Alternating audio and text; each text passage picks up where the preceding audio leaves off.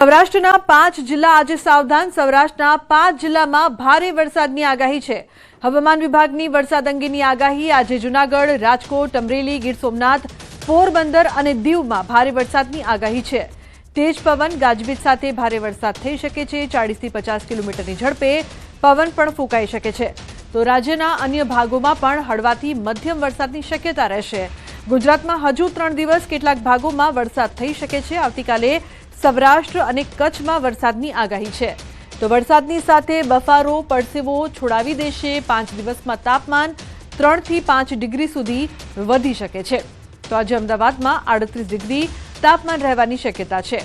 અમદાવાદમાં આજે હળવાથી મધ્યમ વરસાદની આગાહી કરવામાં આવી છે। आने वाले 3 दिनों के लिए गुजरात रीजन और सौराष्ट्र में लाइट टू मॉडरेट रेन का पूर्वानुमान है। और आज डे 1 की बात करेंगे तो आज के लिए जो थंडरस्टॉर्म की वार्निंग है, जिसमें विंड की स्पीड 40 से 50 kilometre per hour Gujarat reason और सौराष्ट्र रीजन के और कच्छ के सारे डिस्ट्रिक्ट कवर हैं। और हैवी रेनफॉल वार्निंग की बात करेंगे तो आज के लिए सौराष्ट्र रीजन में हैवी रेनफॉल की वार्निंग है। और जो डिस्ट्रिक्ट है जहां पर हैवी रेनफॉल की वार्निंग और साथ में विंड की स्पीड 40 से 50 किलोमीटर पर आवर और येलो अलर्ट जारी है, वो डिस्ट्रिक्ट है जूनागढ़, राजकोट, अमरेली, गिर सोमनाथ और पोरबंदर डिस्ट्रिक्ट शामिल है और साथ में दीव शामिल है, जहां पर हैवी रेनफॉल की वार्निंग और साथ में जो विंड की स्पीड होगी वो 40 से 50 किलोमीटर पर आवर, साथ में थंडरस्टॉर्म और लाइटनिंग होने का पूर्वानुमान है। અને મહત્વપૂર્ણ સમાચારની જો વાત કરીએ તો ચોમાસાના આગમનને લઈને મોટા સમાચાર। દેશમાં ચોમાસા માટે ખૂબ જ સાનુકૂળ સ્થિતિ છે। હવામાન વિભાગની મોટી આગાહી, કાલે અંદમાન નિકોબારમાં બેસી શકે છે ચોમાસું।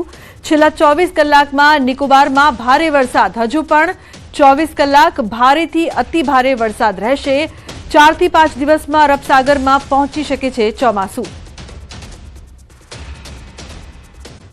5 જિલ્લાને આજે સાવધાન રહેવું પડશે। જે પ્રકારથી આગાહી કરવામાં આવી છે વરસાદને લઈને, સાથે 5 દિવસ ભેજ અને બફારો, ગરમી વધારી શકે છે તેવી પણ આગાહી।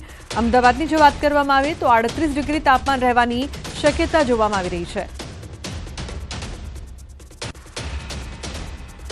આ વખતે ચોમાસું વહેલું બેસી શકે છે। 28 મે થી 4 જૂન વચ્ચે કેરળ કાંઠે ચોમાસું બેસી શકે છે।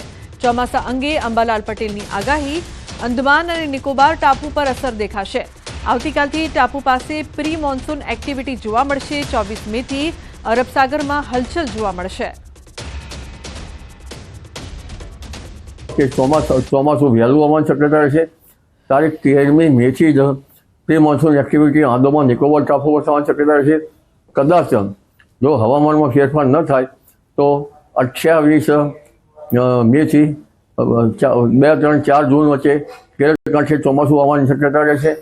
પરંતુ હવે ધીરે ધીરે વરસાદની શક્યતા પણ વધશે અને લગભગ 24-25 મે થી 4 જૂન વચ્ચે અરબ સાગરમાં હલચલ શરૂ થશે।